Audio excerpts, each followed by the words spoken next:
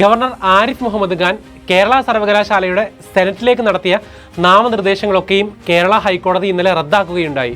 6 ആഴ്ചയ്ക്കുള്ളിൽ നിയമാനുസൃതമായി പുതിയ നാമനിർദ്ദേശങ്ങൾ നടത്താനാണ് ഗവർണർക്ക് ഹൈക്കോടതിയുടെ നിർദ്ദേശം. 1974 കേരള സർവകലാശാല നിയമത്തിന്റെ സെക്ഷൻ 17 പ്രകാരം ഗവർണർ നടത്തിയ നാമനിർദ്ദേശങ്ങൾ റദ്ദാക്കാൻ ആവശ്യപ്പെട്ട് 3 റിട്ട് പെറ്റീഷനുകളാണ് ഹൈക്കോടതിയിൽ എത്തിയിരുന്നത്. നാമനിർദ്ദേശങ്ങൾ റദ്ദാക്കിക്കൊണ്ട് ഹൈക്കോടതി പറഞ്ഞത് നാമനിർദ്ദേശവുമായി ബന്ധപ്പെട്ട് സർവകലാശാല നിയമത്തിലെ വ്യവസ്ഥ അനുസരിച്ച് ഗവർണർക്ക് ഏകപക്ഷീയവും പരിധികളില്ലാത്തതുമായ അധികാരങ്ങളൊന്നും ഇല്ല എന്നാണ്. വ്യവസ്ഥകൾക്കും മാർഗനിർദ്ദേശങ്ങൾക്കും അനുസരിച്ച് മാത്രമാകണം നാമനിർദ്ദേശങ്ങൾ, ഇല്ലെങ്കിൽ അവ നിയമവിരുദ്ധമാണെന്നും കോടതി ചൂണ്ടിക്കാട്ടി. കേരള സർവകലാശാല നിയമത്തിലെ സെക്ഷൻ 17 പ്രകാരം ചാൻസലർക്ക് സെനറ്റിലേക്ക് 4 വിദ്യാർത്ഥികളെ നാമനിർദ്ദേശം ചെയ്യാമെന്നാണ്. ഓരോരുത്തരും humanities, science, sports, fine arts എന്നീ മേഖലകളിൽ അസാമാന്യമായ അക്കാദമിക് എബിലിറ്റീസ് ഉള്ളവരായിരിക്കണമെന്നും നിയമത്തിലുണ്ട്. എന്നാൽ ഇവയൊന്നും ഗവർണർ പരിഗണിച്ചിട്ടില്ല എന്നത് ഓർക്കേണ്ടതാണ്. റാങ്കും മെറിറ്റും നോക്കാതെ ഏകപക്ഷീയമായി ഗവർണർ നടത്തുന്ന നിയമനങ്ങളെ ചെറുക്കാൻ വേണ്ടിയാണ് ഹർജിക്കാർ ഹൈക്കോടതിയെ സമീപിച്ചത്. സർവകലാശാലയുടെ സെനറ്റിലേക്ക് സർക്കാർ പ്രതിനിധിയായി നാമനിർദ്ദേശം ചെയ്യപ്പെടുന്ന ആൾക്ക് ഉന്നത വിദ്യാഭ്യാസ മേഖലയിൽ അനുഭവ സമ്പത്ത് ഉണ്ടാകണമെന്ന